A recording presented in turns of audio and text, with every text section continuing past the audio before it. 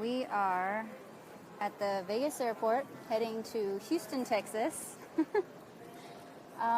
Very curious what we're in store for us because we haven't heard anything on the news about the flooding since Hurricane Irma started coming into Florida. So it'll be an interesting trip. Friends and family have told us it's still a mess out there and gas is hard to come by, and we are touring 5 different cities in Texas this week. One of them being Corpus Christi, which is another hurricane-hit city.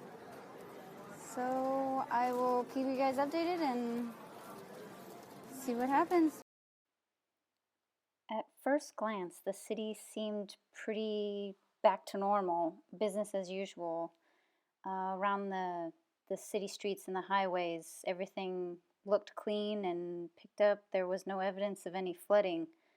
It wasn't until you actually got out in the residential areas when you started to see the damage. The streets were piled with debris, people cleaning out everything that had gotten wet from their houses. The houses from the outside looked in good condition, but I can only imagine the inside, everybody having to tear apart their drywall, throw out their furniture, their mattresses. Just everything was in cleanup mode. It was intense to see.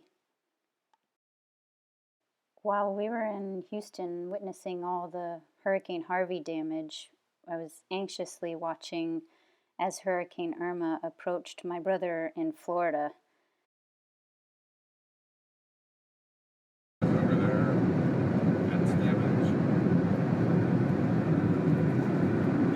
That was all definitely underwater. We then made our way to Rockport to visit my aunt and uncle to see how their house fared after Hurricane Harvey hit. As we got closer, it just got worse and worse. It was definitely more devastation than we saw in Houston. People were still cleaning everything up, piles of debris everywhere along the road, houses devastated.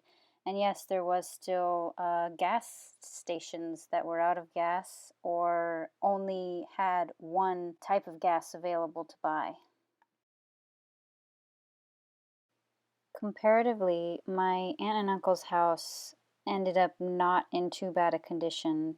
They had a garage door blown in, and so a lot of water got inside and ruined the ceiling in almost a full half of the house, where drywall fell on the beds, fell on the bathrooms. But again, they were grateful. Their house was still there and their roof was still there. They then took us down to the water's edge, down by the Fulton area, showed us all the boat storage areas that had been destroyed, all the boats that have been damaged, and this is the boat storage that they showed on the news. I was really surprised the news didn't cover more of what happened down in Texas, and I do understand that more hurricanes were coming in. Irma was hitting the Keys pretty hard, but it's almost like Texas was forgotten about.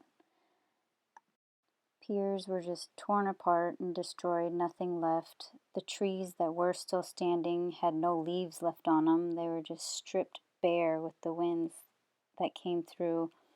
The local airport was demolished. There was no flying in or out there. Roadside billboards were down. Trailers were rolled over, trees on top of cars, so much twisted metal everywhere. And what was most surprising was how it was very spotty. The damage, some houses were okay, and next door there was no house left. It was just completely gone.